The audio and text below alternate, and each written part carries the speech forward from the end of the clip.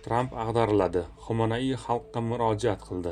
Eron oliy rahnamosi Oyatullo Ali Xomanaiy AQSh prezidenti Donald Trampni ogohlantirdi va u baribir qulatilishini aytdi. Bu haqda u 9-yanvar kuni televideniya orqali xalqqa murojaatida so'z ochgan. Assalomu alaykum qadrli muxlis.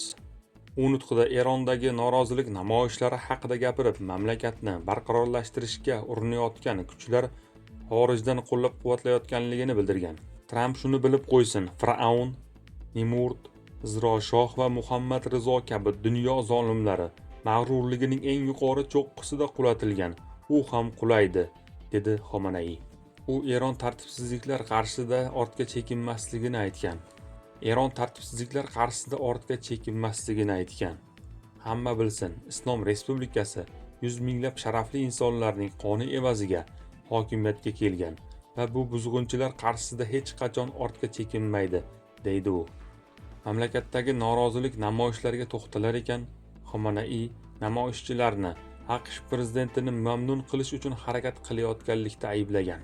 Xomanaiy 2025-yil iyun oyidagi hujumlarni eslar ekan, 12 kunlik urushda mingdan ortiq eronlik shahid bo'lganini, AQSh prezidenti "Men buyruq berdim va hujumni boshqardim" deganini aytib, bu uning qo'llari eronliklar qoni bilan bulg'anganligini tan olishi deb baholagan.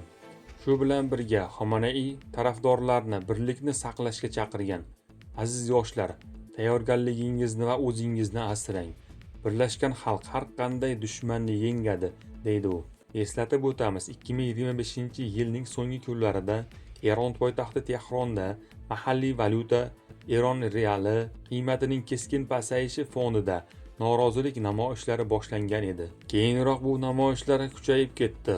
Og'ir iqtisodiy vaziyat va yuqori inflyatsiya fonida boshlangan namoyishlarning birinchi kunida noroziliklar chog'ida 6 kishi halok bo'lgan va 17 kishi jarohat olgani ma'lum qilingan.